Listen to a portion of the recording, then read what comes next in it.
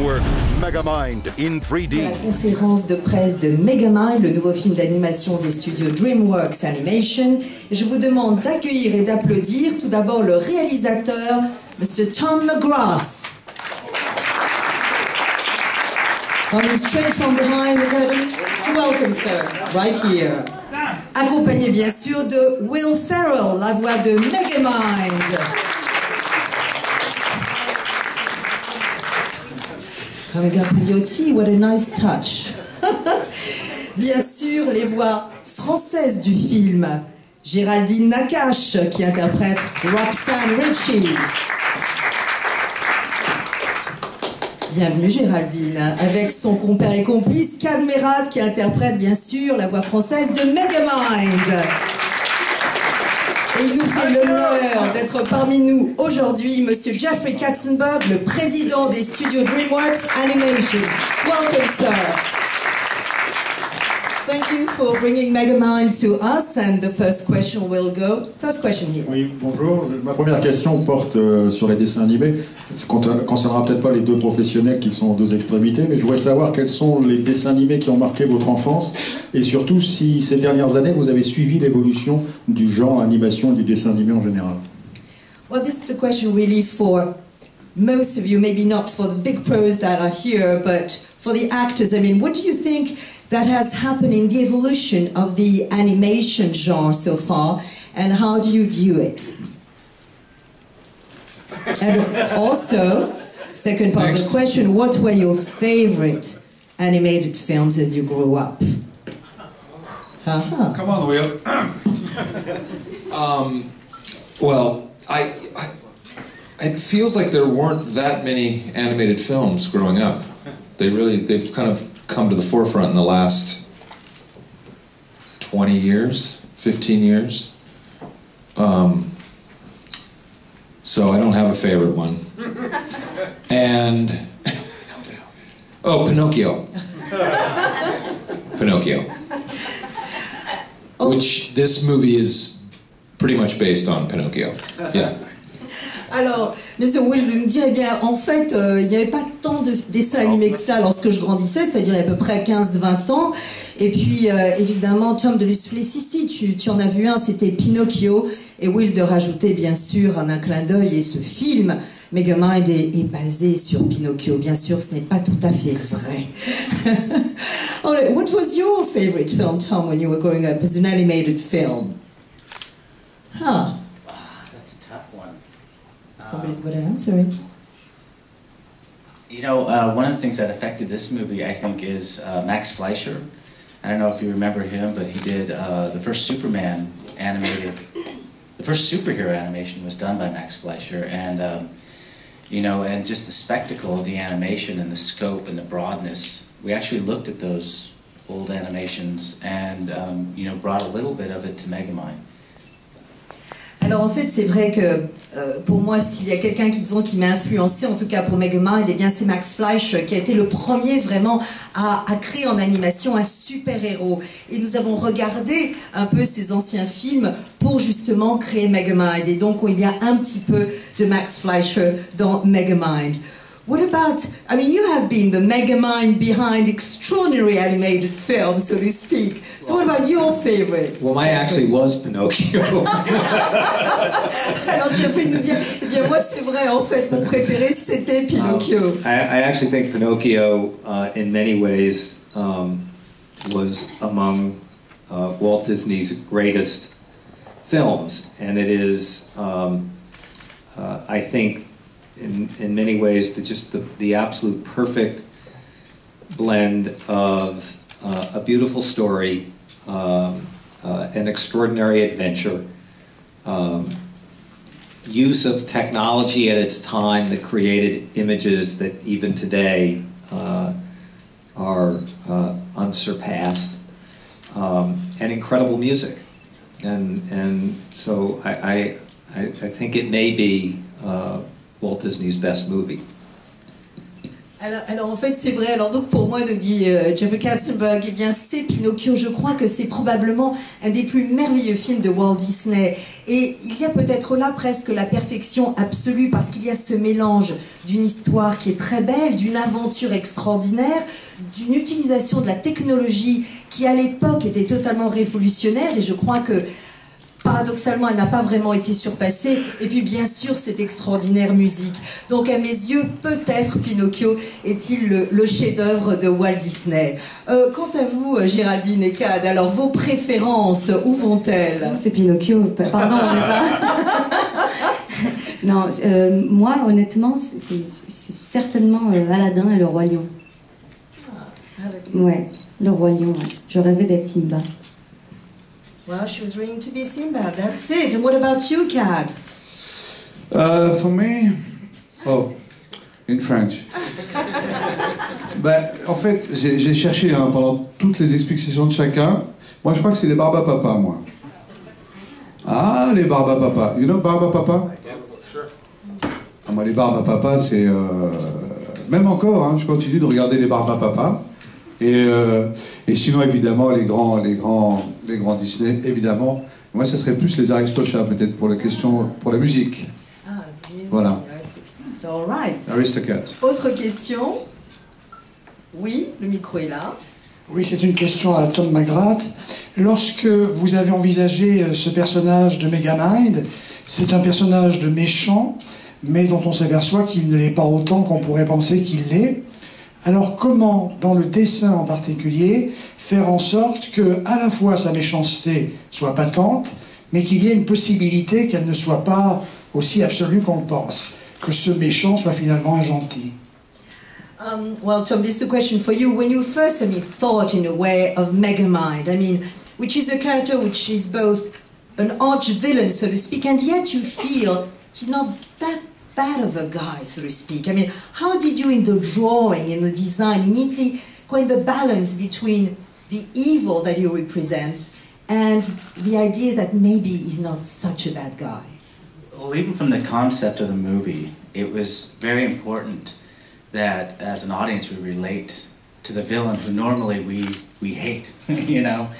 And a lot of that is from the design of the character. A lot of it's from the animation, but really, I think what makes you connect with the character is the performance, the vocal performance of what Will had done and what Kat has done, because there's a humanity to that character. Here's a guy with a really good soul that gets off track in life. And to understand that as his core, that he has a good heart, he's just misdirected, was really important for you to connect with the character. And so I have to, give credit to the cast and the performances. Alors c'est vrai que dès le départ, et c'était très important par rapport au concept du film, il fallait que le public s'attache aux méchants, alors que d'habitude, évidemment, le public est les méchants des films. Donc il y a bien sûr une part très importante dans le dessin, dans l'animation, mais je dois dire surtout que tout est dans le jeu subtil de Will, qui a su lui donner à la fois humanité, une âme. On se rend compte qu'il n'est pas finalement et fondamentalement un méchant, mais simplement que le destin, l'a un peu placé sur une voie qui est celle qu'on découvre dans le film. Mais je crois que ce qui est vraiment très important par rapport à l'esprit du film, c'est avant tout le jeu des acteurs, dont celui de Will. Autre question? Oui. Oui, c'est une question à toute l'équipe. De plus en plus souvent dans les productions pour la jeunesse, le héros c'est le méchant. Alors est-ce que c'est un signe des temps ou simplement parce que le prince charmant est vraiment trop niais? Well, this is really a question for all of you. More and more in animations, it is the bad guy that is the superhero. Do you feel this is a sign of the times? Why would you say that? Jeffrey, what do you think? Well, gosh, I don't actually think that the bad guy is the hero of the movies. I think that's, frankly, one of the things that was so singularly unique about this film. Animated movies and many great stories are only as good as how great the villains are in them, and so having a fantastic villain is, I think a really essential part of a story like this. the idea that the villain would turn out to be the hero, I don't think that had been done before. So I'm curious as to what are the movies that the bad guy is the good guy usually. There's only one I can think of, and that would be. Vous avez un exemple, monsieur, par exemple? Despicable Me. That was the Yes. example that. That is the other one. Actually, yes. Alors, ce que disait en fait Jeffrey, c'est qu'en fait, il ne pensait pas, sauf justement dans Moi moche et méchant, que jusqu'à présent, eh bien, le méchant devienne le véritable héros. Parce qu'en fait, tout ce qui concerne l'animation, eh bien, effectivement, le rôle du méchant est essentiel pour que effectivement on s'imprègne d'un film et qu'on aime cela. Et ce qui est très important, comme dans notre film, c'est que le super méchant est absolument génial. Et c'est la première fois, je crois, sauf le film que vous sentez, où le vilain devient vraiment le héros. What do you think about that, Tom? I mean, was it also the first time that you had a kick at having the arch villain becoming the hero, which was never done before? Yeah, that's what drew me to the movie. That's what Jeffrey had pitched to me. When I was thinking of taking a really long vacation, we finished up Madagascar 2, and Jeffrey pitched this movie, and it just sounded so unique. Now, at the time, to be honest, we had no idea about Despicable Me coming out, and it just felt like such a great full arc of a character, someone who starts completely evil and finds out that he's good, you know, and actually has to step in and save the day and become the hero. And, you know, Despicable Me is very charming and lovely, but I think, you know, even with this story, it really pushes the arc of a hero, and you know, just what the movie shows, it's easy for people to, you know, expect someone with superpowers and good looks to be the hero, but, you know, the unlikely guy, the underdog, the guy who gets shunned by people by the way he looks, you know, and within that, a love story to bring out his good side. I think we took it all the way, and told a guy's life story. And for me, that was what attracted me to the movie. Alors c'est vrai que c'est ce qui m'a d'ailleurs attiré par le projet. Lorsque Jeffrey m'a apporté ce projet, eh bien j'étais juste en train de terminer Madagascar 2 et j'espérais partir en vacances. Et puis lorsque j'ai vu que pour la première fois on allait me proposer le rôle d'un super méchant qui devient le héros, eh bien je n'ai pas pu résister. Parce que ce qui est intéressant ici, c'est vrai qu'il y a vraiment une trace. Ce personnage connaît une transformation tout à fait complète. Il est d'abord le personnage super méchant, et puis finalement il découvre la bonté qu'il a en lui, et grâce à l'amour, grâce aussi à ce qu'il est amené à faire, c'est-à-dire il devient un héros. Alors je pense que Moi moche et méchant effectivement est tout à fait charmant, mais Megamind il va vraiment plus loin dans ce sens qu'il nous montre que eh bien, il n'y a pas forcément le héros qui est beau garçon, qui a des muscles, des super pouvoirs, qui en réalité a l'étoffe des héros. Cela peut être aussi celui qui est un petit peu plus moche, qui au départ n'a rien pour réussir et qui finalement va explorer le côté bon de la force en quelque sorte. Et c'est ce qui, moi, en tout cas, m'a attiré dans le projet. Autre question? Oui? Hi, I have a question for Will Ferrell. We saw you play very good guys, sometimes even annoyingly good guys like in Elf, or type A personalities like in The Anchorman. How does it feel for once to be the underdog and the villain? It was great fun actually. I mean, to get to kind of play the villain, which, you know, villains are, let's face it, the more interesting characters. You know, we've got flaws, and you know, you get to kind of you know, see all the angst that a villain has, and it's and also in addition to the fact that this was a very silly villain, so at the same time it was just a great kind of chance to do a comedic spin on the whole thing. But yeah, I thoroughly enjoyed getting to kind of explore that, and at the same time, as we were talking about before, to kind of go through that change of being quote unquote evil, which as you know, he's really not that evil. You're immediately kind of sympathetic with this character. He's kind of you know, very, very lovable, but to watch him kind of go through the whole change and and become good I got to kind of do both. Alors voilà, c'est très amusant en fait de jouer un méchant, parce qu'avouons-le, souvent les méchants sont les personnages les plus intéressants parce qu'ils ont des défauts, des angoisses qu'on veut montrer, donc c'est beaucoup plus marrant. En plus, ce vilain-là vraiment était très rigolo avec tous ses défauts, etc. Donc ça m'a permis à la fois d'explorer l'approche effectivement du méchant, mais en même temps avec une approche et un angle comique. Donc j'ai adoré explorer cela, et en même temps, comme nous disait tout à l'heure Jeffrey Tom, c'est-à-dire explorer ce changement, c'est-à-dire passer de quelqu'un qui est totalement méchant, même si on soupçonne dès le départ et on s'attache à lui grâce à ça, on soupçonne qu'il y a beaucoup de vulnérabilité en lui, et puis d'explorer tout ce changement que vous voyez dans le film, bien sûr. Autre question? Oui. Alors justement, où est le micro, pardon? Ah, pardon, le micro est là-bas, nous viendrons à vous ensuite. My question's for Will Ferrell. First of all, how's your French? It's actually excellent. I'm just very shy about using it, and I just don't want to, you know, embarrass my American counterparts. So I'm leaving it on the shelf. Yeah. My next question is, what did your children think of the film? And also, I know you were in Australia earlier this year. Any plans to take the family with you at some point?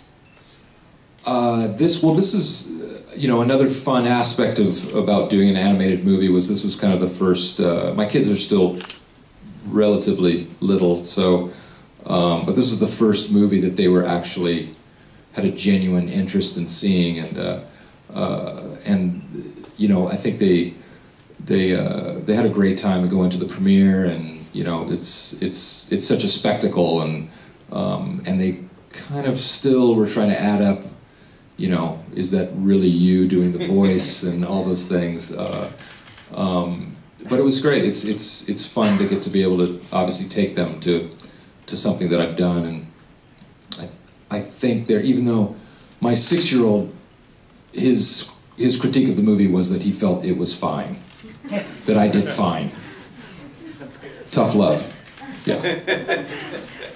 Alors, en fait, bon, alors, quant à son français, bien sûr, son français est formidable, mais par timidité et aussi par rapport à ses camarades, pour ne point les vexer, il ne va pas s'exprimer en français.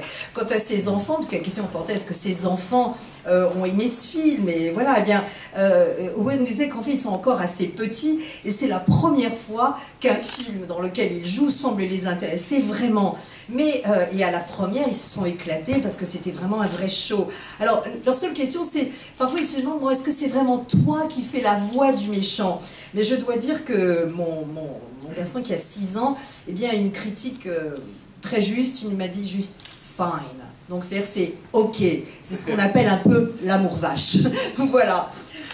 Autre question? Je voulais une question pour Cadmerad. Alors, 2 questions en fait. D'abord, oui. La même question. Qu'est-ce que ça a été de travailler ce rôle de méchant, de jouer ce rôle de méchant? Oui. Et évidemment, on ne peut pas ne pas vous poser la question sur le succès et le record d'audience des Ch'tis hier à la télé. Ah. Si vous voulez bien répondre à cette question. Non, oui. Eh bien, je vais essayer de ne pas dire exactement la même chose que Will, parce que je pense exactement ce qu'il dit quand il parle du plaisir de jouer un méchant, mais c'est pas un méchant, c'est un méchant ridicule, enfin pour moi. Et en fait, pour moi, c'était la première fois que j'ai l'impression de jouer un personnage qui me ressemblait beaucoup, c'est-à-dire ridicule, qui en fait des caisses, qui est exubérant, et en même temps qui doit à la fin être attachant. Enfin, c'est ce que m'a dit Géraldine tout à l'heure. J'espère qu'elle ne m'a pas menti. Donc c'est un grand plaisir pour moi. J'avais déjà eu des expériences de doublage, mais c'était des animaux. Et j'avais moins pris de plaisir que là c'est un humain déjà, donc c'est quelque chose qui est... J'avais l'impression que c'était moi en fait, pour dire la vérité. Vraiment, je me suis... Et puis surtout, j'avais comme modèle Will, pour lequel j'ai une grande admiration. Il ne le sait pas, parce que lui ne me connaît pas, mais moi je le connais. Par contre, vous pouvez lui dire qu'hier j'ai fait un record d'audience à la télé, ça fait toujours classe. Et donc j'ai une grande admiration pour Will, et c'est vrai que quand j'écoutais, parce que quand on double un film qui est à l'origine un film américain, on s'inspire beaucoup de la voix originale, en essayant d'y apporter un peu sa personnalité quand même, mais on doit quand même suivre les traces qui sont laissées par Will. C'était extraordinaire de passer après lui, et puis le personnage est génial, c'est un personnage qui est plein de... enfin plein d'événements. Je veux dire, il passe du ridicule au touchant, puis après il joue au méchant tout le temps. Enfin, c'est assez jubilatoire pour un acteur. Première question, première réponse. Et la suite, c'était par rapport au... le record d'audience, plus de 14 millions de téléspectateurs dans l'HT. Bah oui, c'est formidable. C'est très bien. Je suis très content pour Dany, surtout, que j'aime beaucoup. Et pour toute l'équipe du film, avec lesquels on a vécu beaucoup de grands moments. Et c'est formidable que les gens aient encore eu envie de voir le film hier soir à la télévision. On s'en doutait qu'il allait y avoir du monde comme ça. Voilà. Je suis très content, merci. Autre question, voilà. If we may, can we talk about the art of voicing the characters? Can you tell us what part of you were you willing to leave on these characters? And can everybody answer the questions? And how did you direct the actors? I mean, personally. Well, why don't you go first with voicing the characters? C'est une question bien sûr sur la façon comment finalement mettons en scène, dirige-t-on des voix, comment devient-on les voix de personnages de dessins animés? I was just translating the question. Pour nous, c'est pas tout à fait la même chose que pour les voix américaines, puisque nous, on doit marcher dans les traces d'un dessin qui a été fait à la base d'une voix. Quand moi on m'a appelé et qu'on m'a dit Tina Fey, j'ai pleuré. Puis j'y suis allée, j'ai passé les essais, et puis quand on m'a dit que c'était moi, j'ai repleuré. Puis après on m'a dit Will Ferrell, Kat, tout ça, enfin voilà, beaucoup de larmes.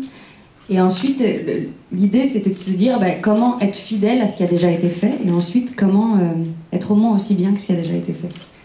C'est un exercice passionnant, qui est très délicat, mais moi c'était ma première fois en plus, mais c'est passionnant. En tout cas, ça le devient vraiment quand on voit le résultat, et parce qu'évidemment on fait ça seul dans une chambre noire, on nous frappe le soir et tout.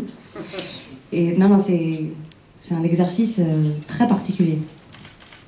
I mean, Jardine was saying what a specific type of exercise it is when you record on your own, and this is very, at the same time, freeing experience. How do you handle it? How do you actually direct your voices, so to speak, and how do you choose them? That was part of the question of the gentleman.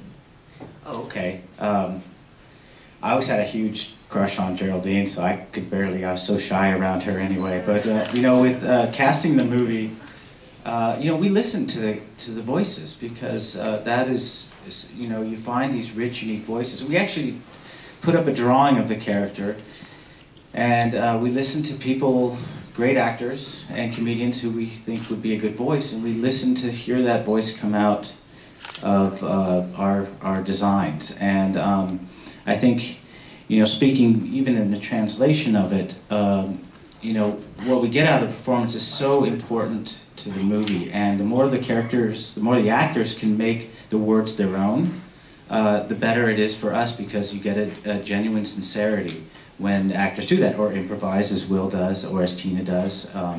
You know, so that brings something to the table that you don't get by just having someone read a script.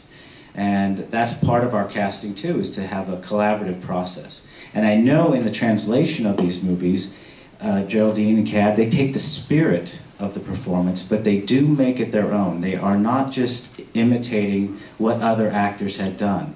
They are making it their own, and they're bringing a unique voice to the character, even though it's translated in a different language. So I would, you know, I get to work with the English-speaking actors. I wish I got to work with you, but I know that you bring something equally important to the characterizations, and thank you. Thank you. Alors voilà, en fait, j'avoue, j'ai un crush sur Géraldine, mais je suis trop timide pour l'avouer. Ça, c'était la petite aparté. Et comme de dire ensuite, en fait, tout part vraiment au départ du dessin du personnage. Et on affichait, on avait d'ailleurs un board sur lequel on affichait ce dessin, et puis on écoutait les voix de différents acteurs, parmi les plus grands, jusqu'à ce qu'on trouve la voix qui soit juste.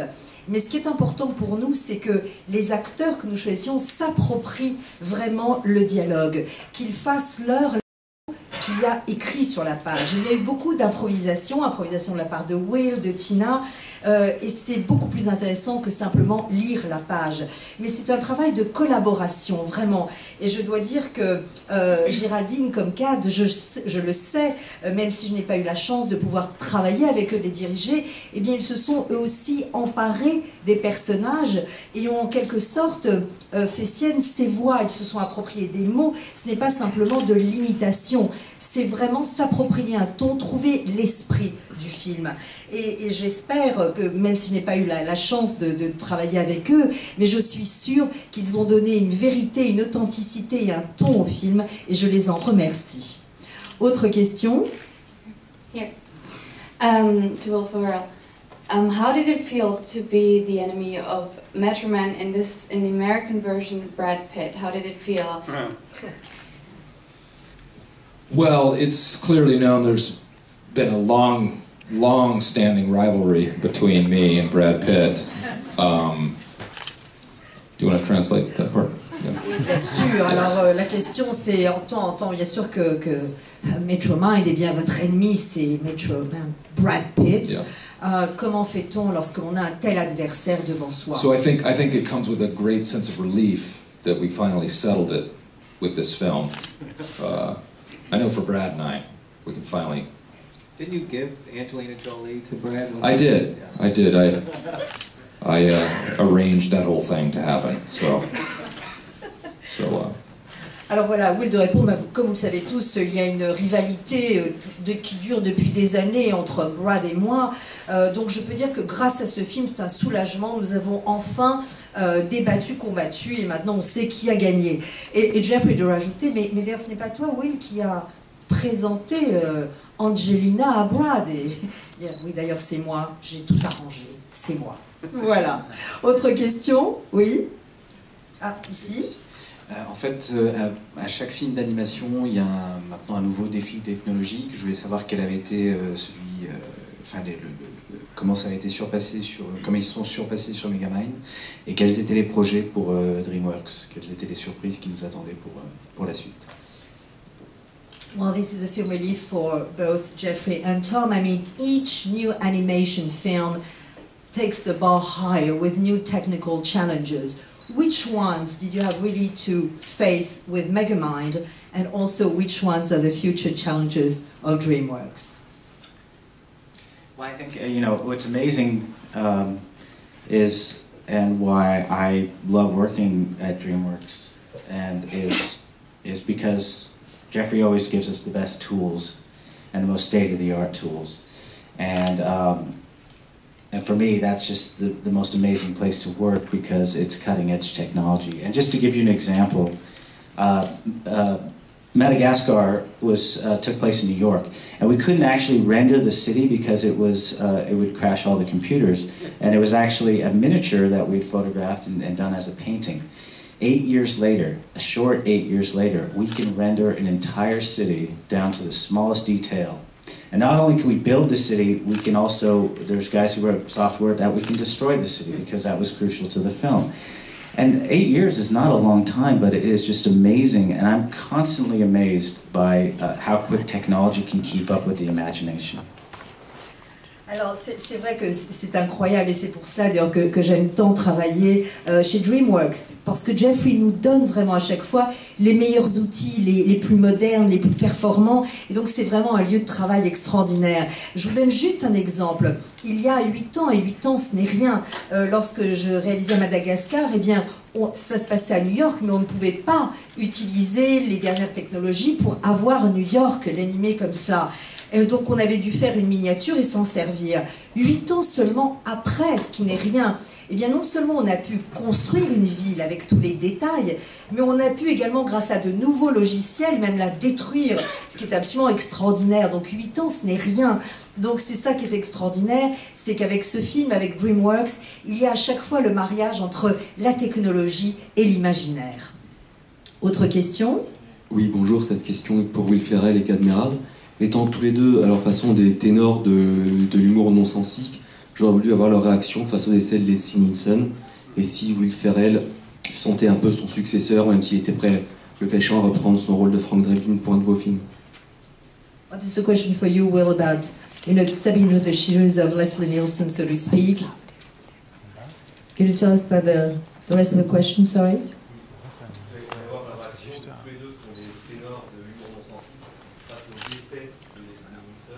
Oui. Did you feel that with the death of Les Nielsen, that you feel a little bit like his successor, stepping in his shoes, as you are obviously a major comic voice in the States and in the world, really?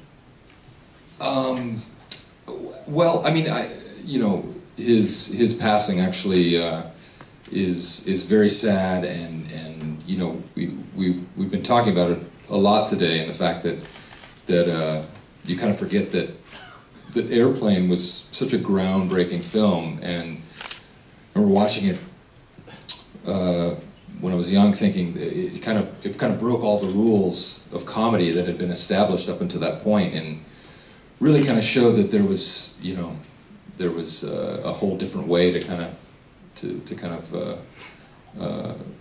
do comedic films, and he was obviously a big part of that, and no, I mean, I kind of just examine what I do on its own, and I don't really try to compare myself to anyone. Alors oui, bien sûr, sa mort nous a évidemment attristés. On en parlait d'ailleurs aujourd'hui, on se rappelait Airplane, bien sûr, qui à l'époque avait vraiment révolutionné le genre de la comédie, qui brisait vraiment toutes les règles de la comédie et qui nous montrait donc qu'il y avait une façon tout à fait nouvelle et différente de faire des films comiques. Donc, mais en tant que successeur, non, ce n'est pas du tout ainsi que je me vois. J'examine mon propre travail à la lumière de mes propres expériences et en auquel cas je ne me comparerais. I'm getting back to you, Jeffrey, because the second part of this gentleman's question was also what were the newest challenges faced by DreamWorks, if you can say some of them. Sure. Well, I think that our next two movies for next year, one a sequel and one an original movie, but a well-known and beloved character. So the first is the sequel to Kung Fu Panda. And I would say that the single question I've been asked more times than any other in my career is, how is it possible that Poe's dad is a duck? We will answer that question next year. That will be a breakthrough, I think, for us and for science. And the original will be? All right. Alors voilà, donc en parlant des deux prochains films, évidemment, de DreamWorks Animation, eh bien, il y a la suite de Kung Fu Panda, où bien sûr, et comme c'est la question qu'on m'a le plus posée, je crois, de ma carrière, comment est-il possible que ce soit donc un canard qui soit un des héros de ce film? Et le deuxième, and what was the next? So, and then the next is Puss in Boots will have his own movie next year, and it's the origin story. It's before he was introduced to Shrek and Shrek's world. And both of these movies have some very, very exciting new visual and technological next steps for us. Much of it's centered around 3D. Which continues to be quickly evolving, both in the quality of the tools themselves, but I think even more importantly is the artistry of how you use these tools. And now, having had 4 or 5 3D films authored and produced at DreamWorks, and much of the technology driving the films developed at DreamWorks, we have a huge reservoir of knowledge that is being passed from film to film and filmmaker to filmmaker, and so I think these are going to be visually stunning movies. Alors et puis bien sûr, alors le deuxième film qui cette fois-ci sera vraiment un original, eh bien Cela sera autour du personnage du chapeauté avant qu'il ne devienne, qu'il n'entre dans le monde de Shrek. Ce sera donc un prequel en quelque sorte. Il y aura des visuels absolument incroyables, de nouveaux défis bien sûr technologiques. Mais vous savez, la 3D aujourd'hui est en train d'évoluer de façon phénoménale à deux niveaux. D'abord, grâce aux outils, la qualité des outils que nous avons en notre possession, mais également le savoir-faire qui est très important pour utiliser justement cette technologie. Comme maintenant à DreamWorks, nous avons déjà derrière nous à peu près 4-5 films qui ont été faits directement en 3D, eh bien on peut dire que chez nous, eh bien, il y a un réservoir de savoir-faire que nous avons transmis de metteur en scène en metteur en scène et qui donc nous permet de faire des films qui, je crois, sont vraiment visuellement extraordinaires. En tout cas, ces 2 prochains films, je vous promets, vous étonneront énormément. Autre question? Oui. Bonjour. Alors ma question portera sur la musique, si ça ne vous dérange pas. Vous avez parlé de l'importance de la musique, notamment dans les films de Disney. Et aussi quand Metro Man arrive, il est le super-héros, super gentil, dans sa belle tenue blanche avec sa banane, qui ne laisse pas sans penser à Elvis Presley. Et juste à ce moment-là, il y a une chanson d'Elvis Presley qui arrive. Le film reprend, je trouve, beaucoup de clichés sur l'Amérique, les gratte-ciel, les super-héros, le gentil, le méchant, la petite leçon d'amour, un petit peu d'humour aussi. Alors je voulais savoir si, premièrement, ils ont considéré Elvis Presley comme un héros et qu'ils ont voulu donc l'apporter dans le film. Et deuxièmement, pourquoi DreamWorks ne crée pas ses propres musiques? Pourquoi toujours reprendre des musiques? Okay.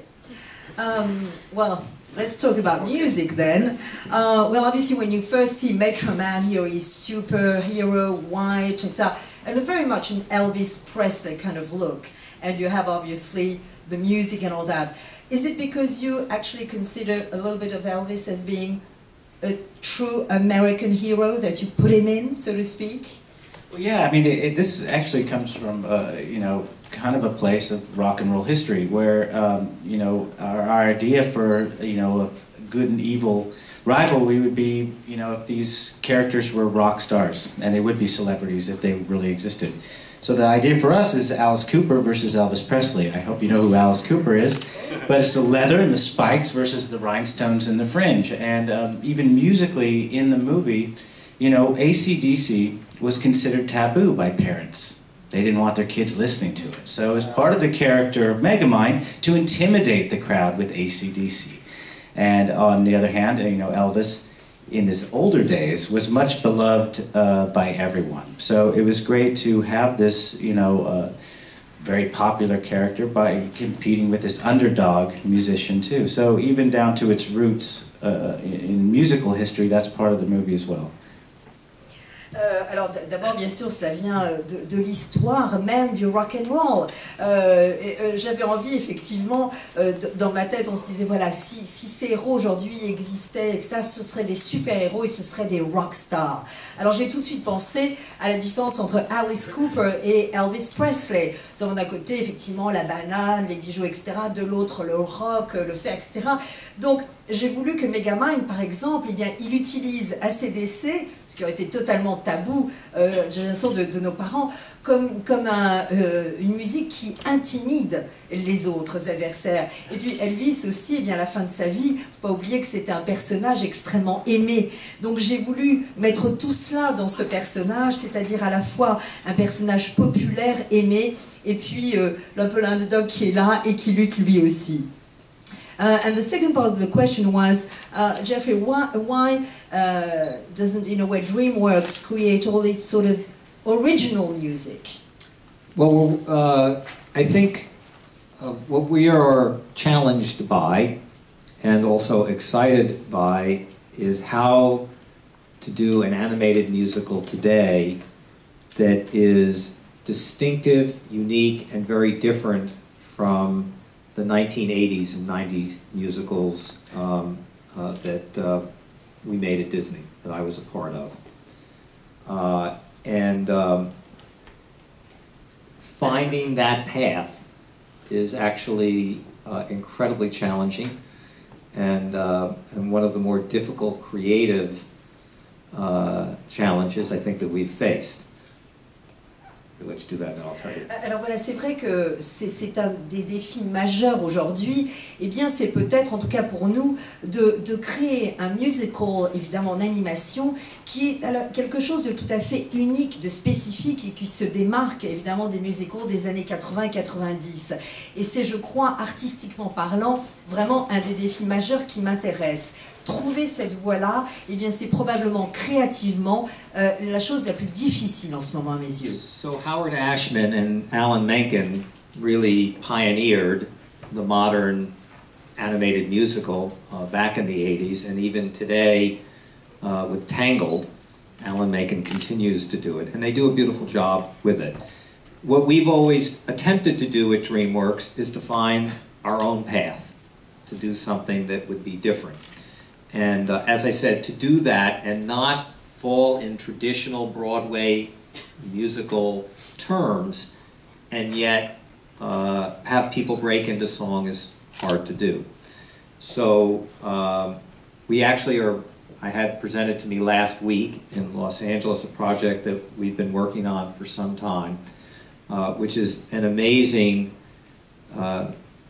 group of talent that we've put together, in which we're working on a Bollywood-style animated musical, borrowing very loosely from the classic, amazing Indian story of Ramayana. But it's a modern story. It's being told in contemporary times. And we have A.R. Rahman is collaborating with Stephen Schwartz, and Stephen Schwartz, again, one of the most successful Broadway talents, has been making successful shows on musicals on Broadway for 20 years. In fact, did Wicked, it's just the latest blockbuster. He did for us when we, now I'm blanking here on our, the movie he did with us, Stephen Schwartz, Prince of Egypt, sorry. Wow, it's an old age flash there. But so the two of them are collaborating together on this musical idea, and it's sort of marrying both Eastern and Western sounds and culture and music and dance together, and I'm hopeful. Alors c'est vrai qu'il y a bien sûr la tradition, comme par exemple Alan Alcréponce, bien sûr, ces musiques des années 80, et puis cette tradition, mais nous essayons à DreamWorks vraiment de faire quelque chose qui soit différent également des musicals de Broadway, parce qu'il est très difficile de trouver une façon qui soit fluide, de soudain voir des personnages dans l'animation se mettre à chanter. Et en ce moment, je vis une expérience assez incroyable. Nous avons réuni un groupe, un petit peu, on est en train de penser à comment faire en un film d'animation qui soit un peu dans le style Bollywood. Alors, on emprunte un peu à Ramayana, donc de façon contemporaine néanmoins, donc on emprunte évidemment cette légende indienne et on travaille avec des gens comme Stephen Schwartz qui a participé bien sûr, qui est un grand de Broadway, qui a participé entre autres justement au Prince d'Égypte pour moi. Eh bien nous voulons marier un petit peu la culture orientale et occidentale et réussir à trouver une voix originale. Donc c'est ce à quoi nous travaillons en ce moment avec ce nouveau groupe avec lequel je me réunis régulièrement. Autre question, oui. Bonjour, je voulais savoir quelle a été la scène la plus difficile pour vous à doubler. Alors, this is a question about what was the toughest scene, for the three of you really, the toughest scene for you to really dub. Alors pour vous. Géraldine. First, the woman. Mais oui. Moi c'est la première séquence où je parle, parce que d'abord c'était la première fois qu'on l'a fait dans l'ordre, et je suis pas à l'écran, mon personnage n'est pas à l'écran. Et je suis en mode journaliste et je dis c'est une belle journée dans un beau pays, et je l'ai fait 178 fois, je pense. Je débarquais, quoi, je savais pas comment ça se passait et je trouvais ça très compliqué. Et ça m'a vachement aidé à me mettre dans le personnage du coup, parce que j'ai tellement galéré à appréhender le truc qu'après je savais dire c'était une belle journée. Mais c'était très très très très dur, ouais. Et vous, Cad? Je cherche justement. Et en fait, je pense que tout était très difficile. Il n'y a jamais de relâche, quoi. Il n'y a jamais de scène facile. Parce qu'à partir du moment où vous êtes bien dans le personnage, après vous essayez d'y rester le plus longtemps et surtout pour en sortir. Et donc il faut avoir une vigilance permanente. J'ai pas de scène. Qui c'est? Il y a de la musique? Ah, qui c'est? Ah, c'est la radio. C'est pas grave. Il n'y a pas de... Peut-être, je dirais, les scènes les plus particulières, c'est les scènes de combat, par exemple, où il faut crier, où il faut se jeter, ou quand on vole, par exemple, où il faut faire croire qu'on vole. Ça, c'est pas facile à faire quand on est dans un micro. Mais sinon, c'est assez difficile, voilà. Enfin, j'aime pas le mot difficile, parce que on fait pas des trucs difficiles, mais enfin, c'est plutôt du plaisir, mais il faut être vigilant tout le temps. Et, encore une fois, Will était là pour nous ramener, enfin moi en ce qui me concerne, pour nous ramener quand même à la raison. Il suffisait d'écouter aussi ce qu'il faisait et puis d'essayer de s'en inspirer, voilà. Mais j'ai pas de scène en particulier, je suis désolé. Hein. Well, Geraldine was just saying that for her the toughest scene was really like the first moment where she's really just a voice. So it was very tough for her to get into character. For Cat on the contrary, was saying that really there's no such a thing as a tough scene because everything is into it so much. Maybe the flying or fight scene. What were the toughest scenes for you? I found that the toughest kind of scenes to do were,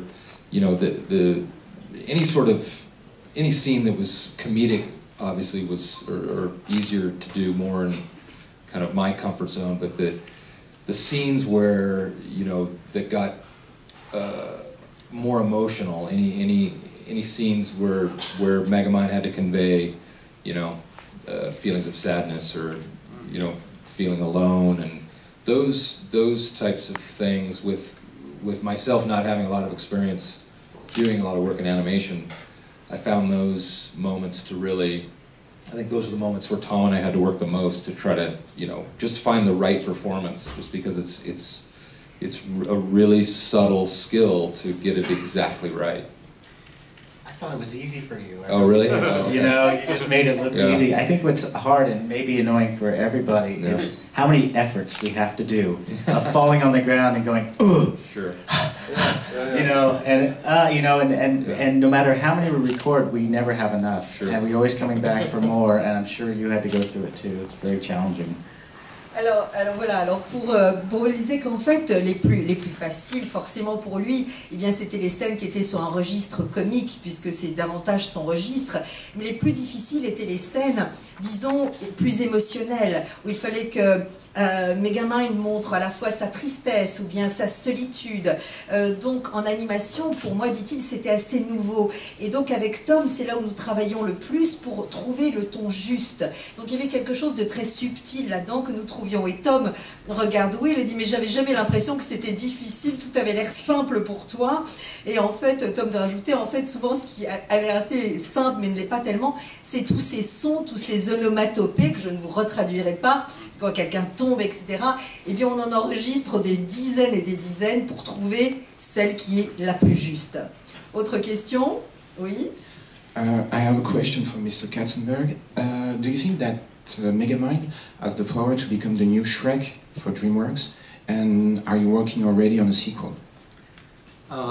Well, those are decisions that the movie audience makes for us. So it's a little premature to do that. It's been a great success in the United States, and so far the international territories that have come out have also been very, very successful. So I think it will reveal itself in the next, really 4 to 6 weeks as it goes out through the rest of the international markets, and we see how it continues on in the States. So that's the first is the business there for it. Tom has always had a pretty great idea as to what the next chapter in Megamind's life might be. So, if everything came together, he's got a very good idea. Alors voilà, donc l'exemple porté, est-ce que Megamind maintenant ne va pas succéder à Shrek comme une des franchises les plus formidables? Est-ce qu'il y a déjà une suite en route? Et Jeffrey Katzenberg vous dire, mais ça, la décision appartient au public. C'est vrai qu'aux États-Unis, c'est un énorme succès. Dans les pays où Megamind est sorti, le succès est également au rendez-vous. Je crois qu'on en saura plus dans les 4 à 6 prochaines semaines, lorsque tout l'international aura donné ses résultats. Mais pour tout vous dire, Tom a toujours eu une véritable et excellente idée quant au prochain chapitre dans la vie de Megamind. It's all a bit of paper. Donc si tout va bien comme prévu, eh bien, je crois qu'on verra ces idées à l'écran. Voilà. Question ici, oui, micro, je ne vois plus. J'avais une question ici. Bien sûr. Une question pour Jeffrey Katzenberg. Est-ce que vous pensez qu'il existe aujourd'hui une rivalité qui serait un petit peu du même type entre vous et John Lasseter, depuis chez Pixar, qu'entre Metroman et Megamind? Autrement dit, qu'est-ce que vous pensez de cette rivalité? Well, Jeffrey, do you think that there exists today a rivalry between you and John Lasseter as between, so to speak, Metroman and Megamind? No. You know, I don't know how well known it is, but you know, John and I actually worked together 20 years ago. I saw his very early work that he did and was so excited about it that invited him to come to Disney and to make Toy Story, and got the chance to work with him for a couple of years before I got the old boot, and have watched John go on to make some of the most amazing movies, let alone the most amazing animated movies of our time. And I actually would go so far as to say that, you know, John is, in all the best sense of it, the best embodiment of Walt Disney working in animation today. And so, you know, for me and for our company, you know, we are always challenged by and admiring of and inspired by the work that goes on by our competitors. We actually never release our movies against one another. You didn't have to choose between Shrek and Toy Story. You could see them both. So I think it's fair to say that there's a sense of competition in that everyone always wants to do the best and wants to be number one. And so in that regard, yes, but when Despicable Me was made, which I thought was also very, very clever and very fun and done by an amazing team of artists here in France, to me that's good news.